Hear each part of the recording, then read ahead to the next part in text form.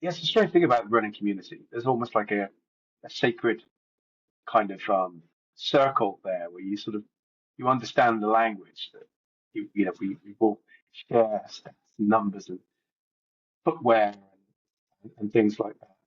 So yes, it's crazy, isn't it? I think it's so great. I hope the recording, I'm going to kind of have us repeat what you just said, because we were talking that people probably don't believe it, but I am a bit of an introvert as well. And you put me in a party full of people I don't know. I will hope there's a dog in the room and I will go hang out with the dog.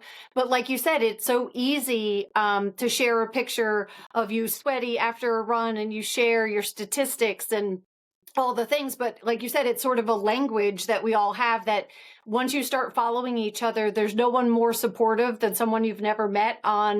We might feel bummed about the time or how we look or feel, but when you post it, people are like, yeah, you're awesome, and they give you a thumbs up, and there really is Mm. such an encouragement. That's what I like about it, and that's probably why I keep running. Like you, it's not about PRs anymore for me. I just want to be able to be healthy and move around, because there's too many people that literally can't function later in life. Yeah, 100%. I think that there's always going to be somebody faster. There's always Yeah. going to be, and I think at the end, the race is only ever with ourselves, and everyone says a marathon is about taking part. I think that is the night. That is essentially the the, the root interest in running. It's about just movement, getting out, just Hmm. enjoying the surroundings. Um, but yeah, I think I was fixated on numbers a while back. I'm less interested, although I am a bit slave to the Garmin at times. If it tells me I'm not productive, it does sort of force me outside. Yeah, trying to get away from that. Well, I do sort of love it, because I was still a Fitbit girl and it died. I'm like, I don't need a fitness watch. I'll be fine. And then I probably went 6 months without one. I'm like, I don't know what's happening. I felt very, and I think also you may feel like you're being active. And then now that I have one, I'll look and I was like, oh, that's only 5,000 steps. I better get outside, where I felt like I was really busy all day, but they weren't active steps. So I think there is something to be said for sort of, like you said, maybe not being so beholden to it, but sort of having that little Yeah, check in that reminds you to get moving. yeah, and I understand the science. I mean, it's obviously the dopamine hit. So your Yeah. gadget's telling you that you're performing really well. You feel good about yourself, and it does give you some measure of your achievements and your success. Um, Hmm. so, um, so, yeah, it's strange, isn't it? It's such a tech-fueled world at the moment. We're so reliant on so many gadgets to, play our music, record our steps, and um, a few times I have gone out, literally all of this gear behind and just gone on a run. And it's been just as enjoyable. So maybe there's something to be said for, leaving all of this behind and I think I call it naked running, where you just literally just go out and just you're completely tech free, um, which isn't a bad thing really. Not at all. And I think you read my mind, because in my little notebook of questions, are you a solo runner or group runner? And you sort of answered that, and then music or no music. And sometimes, and you'll never really hear me say, like, as a woman it's different, but I feel that's where it differs a little bit from a safety perspective sometimes. Not that you couldn't have an issue or, God forbid, Yeah, a health emergency. yeah, and you make a good point there. Something I'm very aware of, especially when I'm out on a run, is that especially if I see a female runner ahead of me, I will intentionally sort of cross the road and change direction. I'm very conscious that I'm a bulk of a guy who's sort of plodding along, probably hitting the floor quite hard. It can be quite intimidating. I don't like people walking behind me. Um, I'm a broad-shouldered, strapping guy. Uh, and I can find it uncomfortable when people are a little bit too close. So Hmm. I think there probably is a lot of male runners out there that are very aware of the the impact of their presence, and therefore probably a lot of female runners don't realize it, but you know, certainly from my experience, we do adjust that to appear non-threatening. And it's kind of crazy that we even think that way, but there's so many stories about runners in particular who I think are very vulnerable.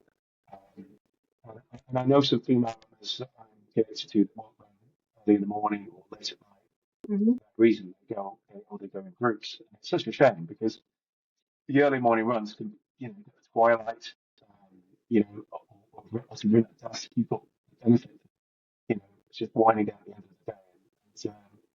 It's just crazy, isn't it? But it's just the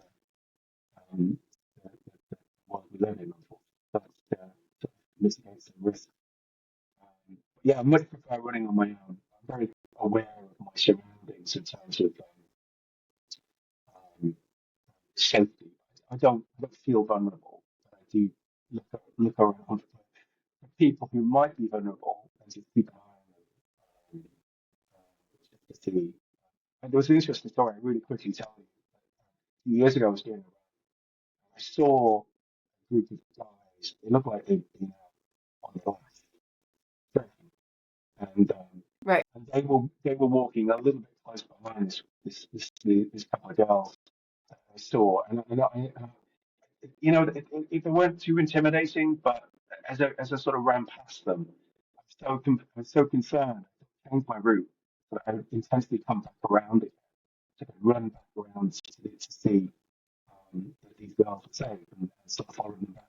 I'm completely unaware that I'm doing all this, but it's just a crazy thing. But I do think there's probably something intrinsically um, linked to runners where they look out for other runners and they look for potential vulnerabilities and they support the community. Um, so I'm waffling a little bit, but yeah, I think I literally love it. And as you're speaking, I didn't have that down, but I thank you for subscribing to the podcast. But I did a running safety video and it was just me, but I had gotten a fair bit of input from especially some guys. And I may have actually even asked you, but I love the fact that you do that. I think I'm paying attention, but I'm probably missing some things. And I love the idea that there are men who may be out there meaning harm, but there are so many great, friends of runners out there where you're like, let me just zoom back around and make sure. I'm sure they're okay, but what if they're not? What if you zooming back around might have really thwarted something that could have happened to these girls because maybe everybody's like, they're chit-chatting, the guys are drunk, and it could be a recipe for disaster, or yeah. maybe not, but I love the fact that you have that in your mind. I think it is horrific that we have to, right?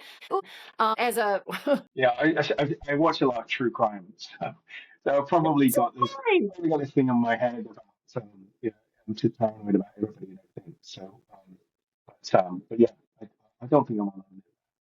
Um, and because I don't feel particularly vulnerable myself. You mentioned about the listen to music. I started listening to podcasts for the music these Hmm. days. I tend to save the music in the car, or if I'm doing any sort of kettlebell, you know, strength training. But running tends to sort of try to learn something as I'm going along. Hmm. Um, so your podcast great in terms of tuning in, but there's a few I subscribe to, and a lot of them are all kind of geared at some of the rituals and Mel Robbins and what have you, where they're all about Hmm. self-improvement and things. And it's amazing how you can just get lost in that before you know it. Yeah. You run for 30, 40 minutes and not thought about it. Whereas if you're listening to music in 4 minutes each, and some songs will get you moving, other songs the pace will slow down, and then you never quite get the song you want to listen to at the time you want to hear it. So a lot of Yeah. shuffling Yeah. and things, it's I've done that before. I've created a playlist of running songs, and I'm like, flick, flick, flick, flick. Why did I put that on there? Skip, skip. Oh my God. Yes. Thank you. I thought I was the only one that did that because I have a running playing list and I'll look as if I was like, who the hell made this? As if it's, I guess at the time I was in the mood for that song, but it's almost like I look at it as if somebody made it for me. And I'm so glad you said that because I spend half my time skipping, and then if it's an app I didn't pay for, they're like, you're at a free skips, and now you hear a commercial. But yes, I am into the podcast. Yes. Yeah, it's great. It's a great way of just yeah, like I say, sort of exercising the mind as you're exercising the body. Hmm. And again, sort of going back, it's not so much about pace and distance. So you can shuffle along quite nicely to a podcast and just get into a rhythm. It makes it feel just more comfortable, I think, as I'm getting older in my years. Um, but yeah, I did used to do the thing of listening to the stomping music years ago. Hmm. It just doesn't work for me anymore. It just doesn't give me that same result.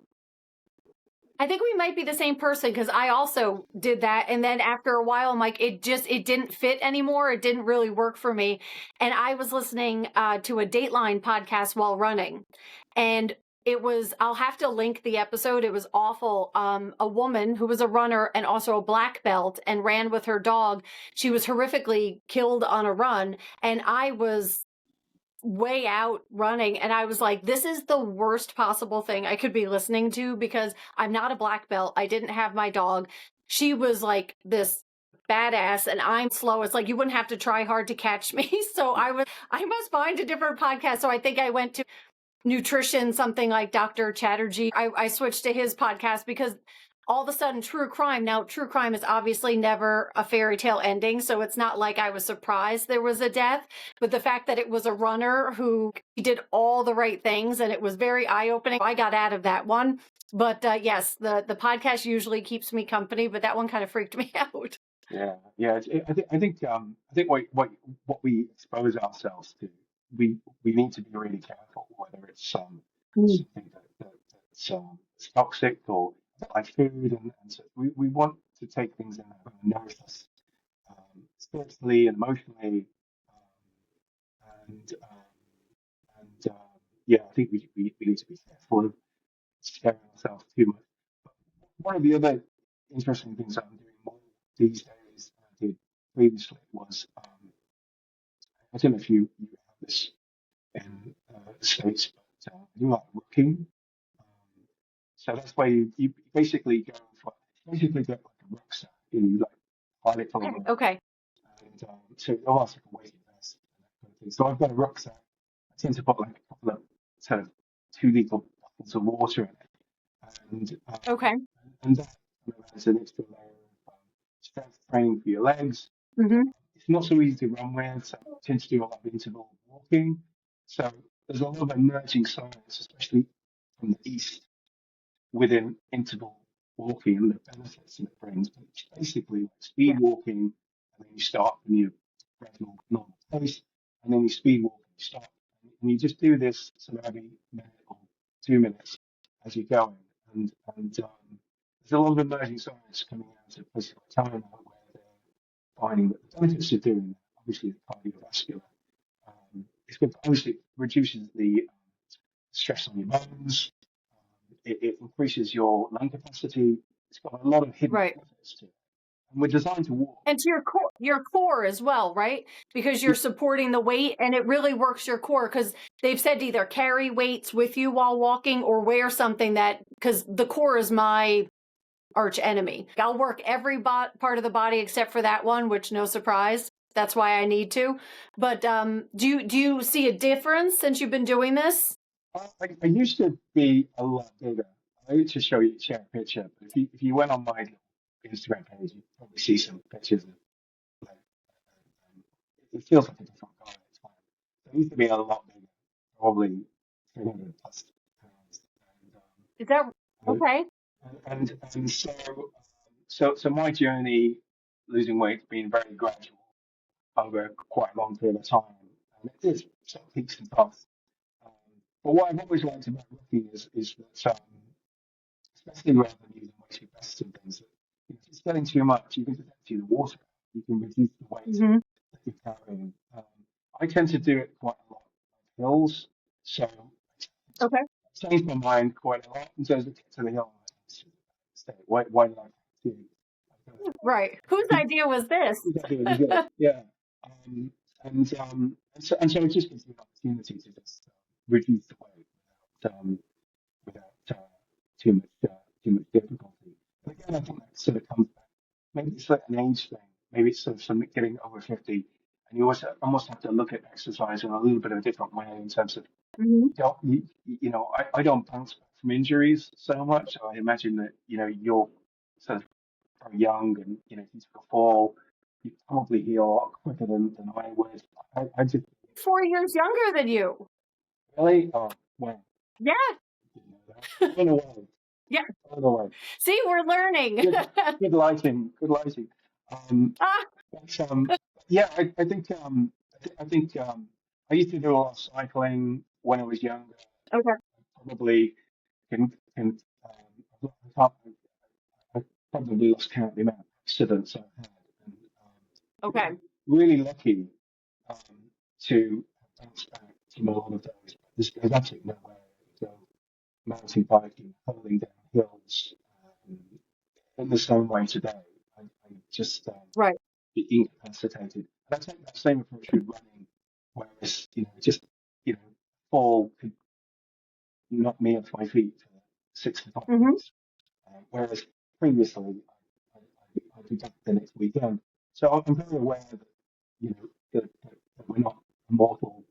Um, so, Hmm. so I think that's where sort of strength training, interval walking, a little bit of rucking, strength work's really important. I tend to focus a lot more on strength work, strength more upper body these days, which I think helps with the running. I think it all interplays. So you've got strong legs, and strong arms, and you have the ability to be resilient against injury, but also keep propelling yourself um, forward. The difficulty I've got at the moment is I'm doing a sort of ketogenic diet at the moment. Oh, you are? Okay. Yeah, so I'm doing that on a bit of a plan, and of course just going really light on the carbs. I do wonder how much energy I'm lacking from having more protein and less carbs. So it'd be interesting to see what the impact of that is in the weeks and months ahead. How long Um, are you planning on? How long are you going to so stay to that?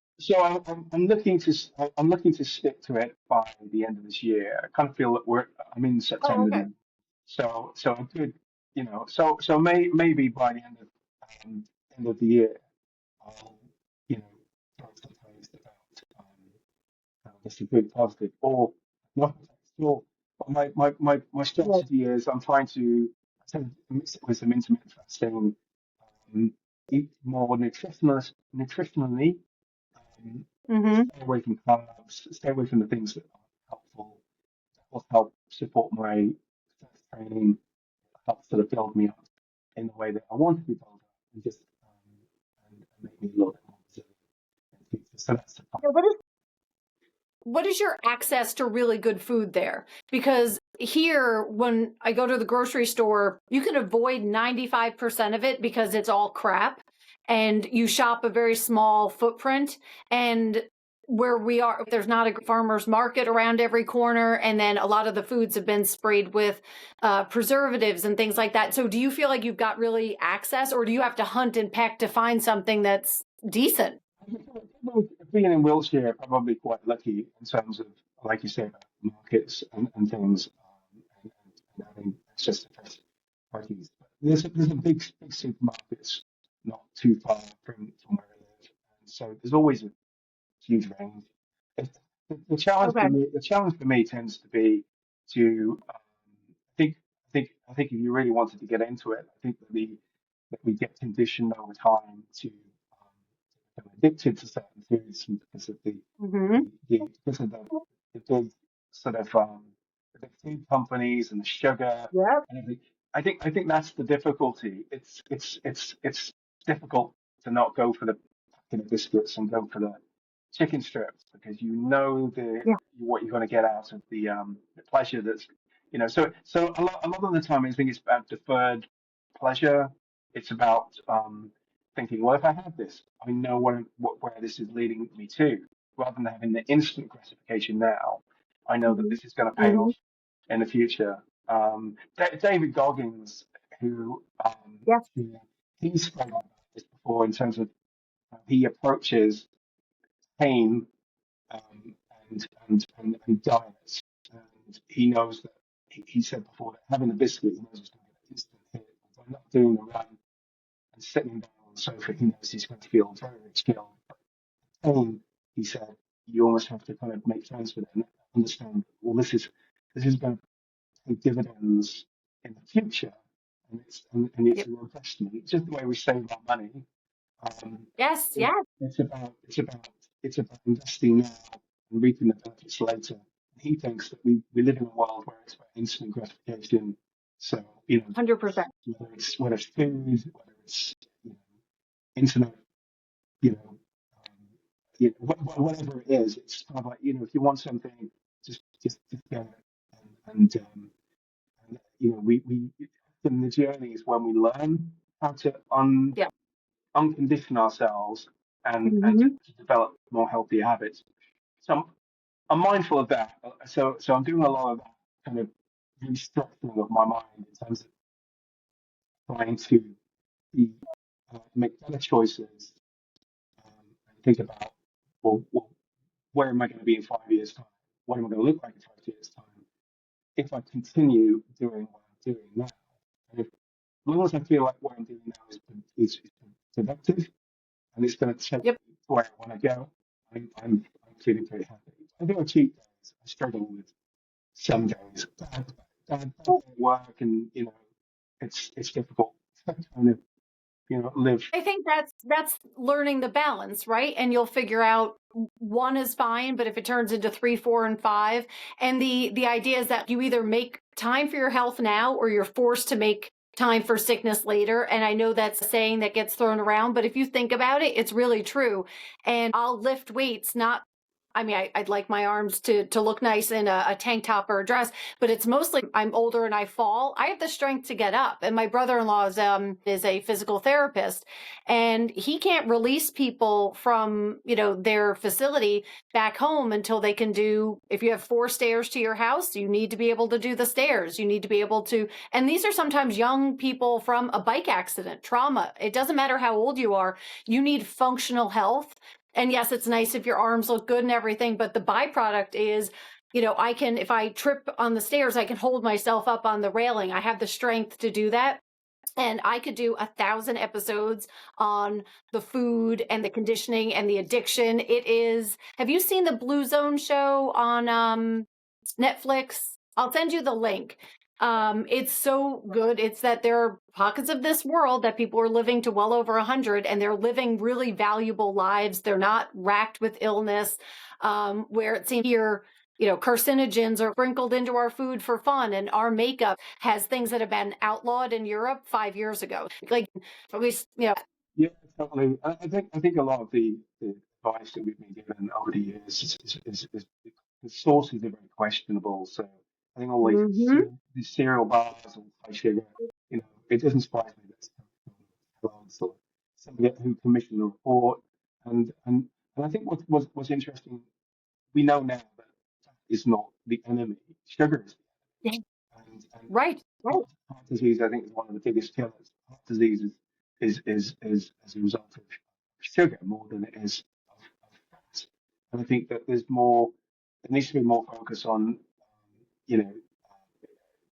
being less resistant to to listening to what these food companies are telling us, and just getting back to wholesome basics and things. I've also, morbidly as well, is there's some people that are my age that I grew up with and passed away and died, and it is eye-opening when you start to think of people within our age group that are Mhm. living to, you know, aren't living long lives. I'm sure that there are all kinds of factors that go along with that, but I'd be remiss if I didn't think, well, I'll do absolutely everything I can within my power to have Right. a long life. And even if I don't live a long life, um, I want my life to be healthy. Like you said, you want to climb the stairs, you want to open the jam jars. So, I might not live beyond 85, but 84, I want to be the guy that's still climbing 4 or 5 flights of stairs in a hotel, going up a stair without, being unaided, and that kind of thing. And I Right. think that's just that makes a difference. And that's, I think, where running, I kind of like I say, I sort of hold back on overexerting myself and just staying within a comfortable sort of shuffle zone. Because I can do that more consistently. I really push myself. I know I'll burn out, and then I'll Yeah. suffer, and then I'll think, I'm going to quit this for a while. It's too much pressure. It's about consistency. In the same way, it's the same to take the strength training. There's absolutely no point getting a 30 kilogram kettlebell, going at it for 30 minutes, knowing that Right. it's just going to make me sore, and I'm not going to protect it the following day. I'm not trying to get a more productive session out of a 15 or 20 kilogram, which is still Right. heavy, but it's Yeah. it's it's, um, it's manageable. It's manageable. It's within Well, that time. that's why I was excited to talk to you, because I think we run similar styles, and there'll be lots of people. There'll be somebody I'm talking to that does marathons all over the world. There's somebody who did an Ironman, but to me, I have that kind of relationship with it. But I think when people think about running, they think about the person doing Kona or these, like you said, these insane feats, which are very inspiring. But there's plenty of room for everyone, and I'm relatively tall and I walk faster, I think, than I run. My stride in high heels is much longer than it is running. I'm a shuffler and I'm out there. So I count just as much as the person who is setting records. And I think that's why I wanted to talk to somebody who, dabbles with different types of training, interval walking, and the fact that it's more of a, and that's why I said in the beginning, like, don't tune out if you're not a runner, because maybe you play tennis and you back down to pickleball because, you hurt yourself playing tennis or whatever the deal is. I think we're more talking about fitness as a lifestyle and why it's important to sort of think about the whole you, right? And I was looking at one of your posts and you were talking about grounding, right? And kind of having your bare feet in the grass and sort of connecting, and that there is a ton of emerging science about that. But just even if there wasn't the science, forest bathing, they have all these fancy titles, but it really just means being with the trees, having your feet in the sand or the soil. But I really was excited to talk to you about it, because I think when people think, well, I'm not a marathoner. Well, if you got up and you laced up your shoes, guess what? You took 2 steps, you're a runner. And I think there's not enough of that out there. People want to be, like on social, starting this podcast, like, what's your niche? I'm like, my niche is the fact that I'm 49 years old and I have a ton of interests and I really like interesting people. That's my niche. My niche is everything. I'm not just going to talk about one thing.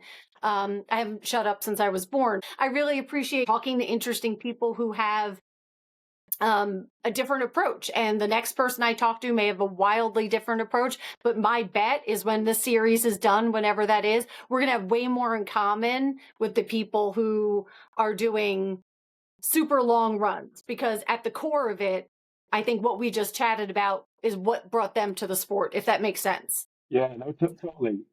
Yeah, I don't disagree. I read a book recently. I think it's called Why Running Matters, and it starts off quite powerful statement. So first we run for fun, then we run for pace, and then we run for meaning. I kind of thought, well, I'm probably at the age where I'm shifting away from pace. I'm less interested in beating my personal best. I'm more interested in, Mm-hmm. and going back to what you're saying about grounding and just absorbing nature. And I think that's why I like Wiltshire, um, because there's some fantastic places around me that you just get a feeling of renewal, um, especially if you're being cooped up in an office or a hotel all day. I just get Yeah. in wooded areas, trees, and that kind of thing. And there's some amazing. I don't live too far away from places like Avebury where you've got the standing stones.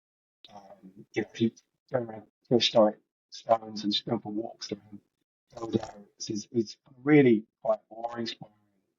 And I love when you share your pictures, because I'm like, oh, where's that? It really feels like you're living in a postcard when you post your runs. Yeah, Castle Coombe is a village nearby. Yeah, that always gets photographed. Quite a quintessential sort of almost village. But yeah, there's some great sort of streets and areas around. So none of that's sort of lost. And I think that's another reason why I don't want to pay that gym membership. And to the point Hmm. probably ridiculously high.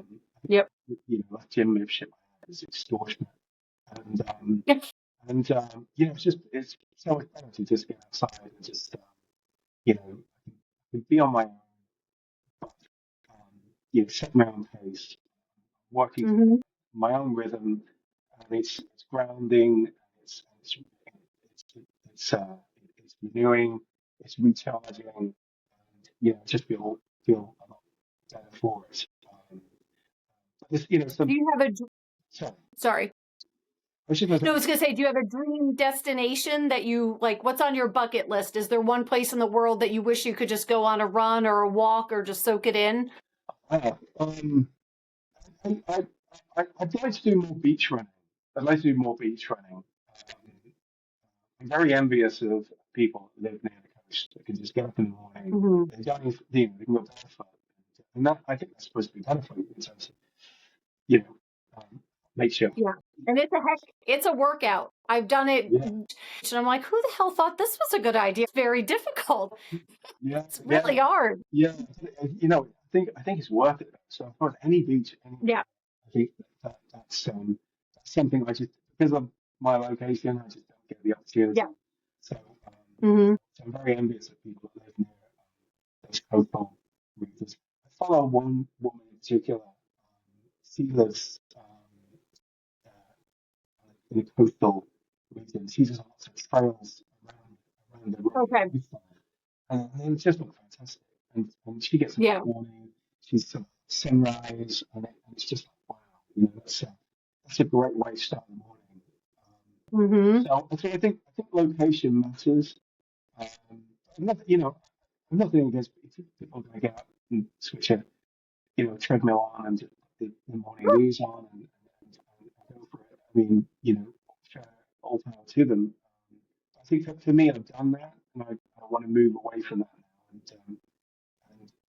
And if it's that connection to nature, but also it's that time to be with myself, rather Yep. than be harassed by other people for things.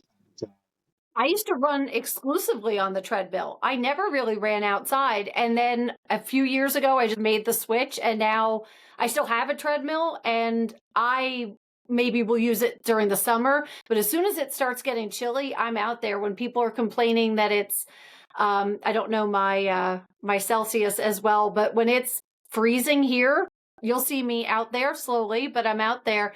And it's funny how I used to be completely different. And all of a sudden, like now it just basically collects dust. I use it 5 times a year and that's it, where I would exclusively run. I was faster on the treadmill because I think it gives you it always seems like you're speedier. So then when I went outside, that was a rude awakening. I'm like, wow, these numbers look very different. But I actually, to your point, stopped caring about that a long time ago. Because like you said, now I'm running for, like my dad didn't see 70. And, if I can prevent that, I'm going to, you know? yeah, it's I'll make a confession. I think uh, one of the times I do like to run more than any others when it's raining. I don't know why. I've never really kind of deep dived into the reasons why. But if it's raining where it affects other people off, that's my time to go. I absolutely love running out in the rain. I've got Really? some trail shoes. I Okay.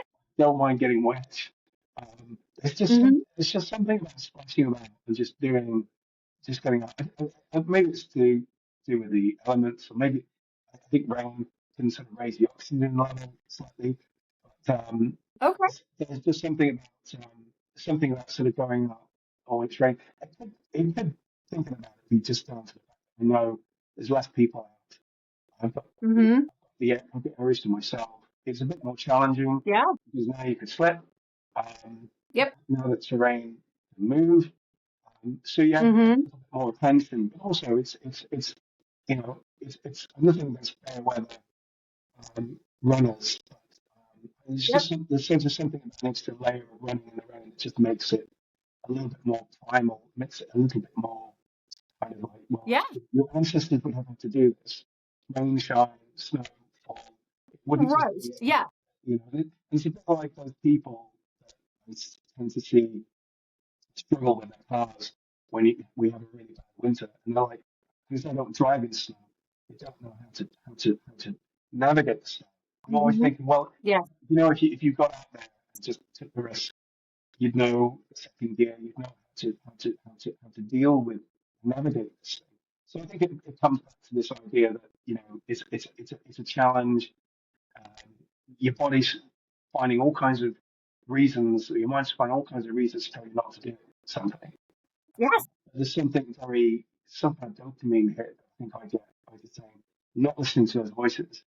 I know I'm going to get what Mm-hmm.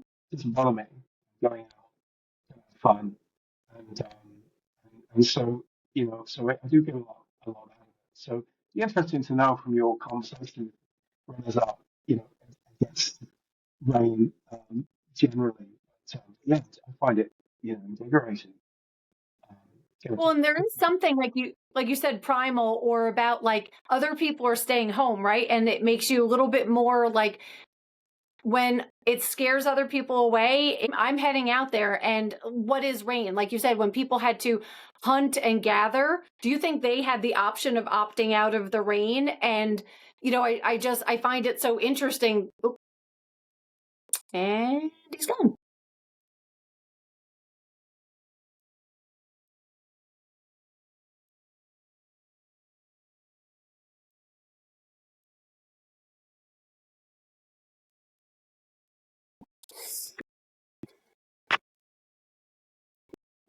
Love you.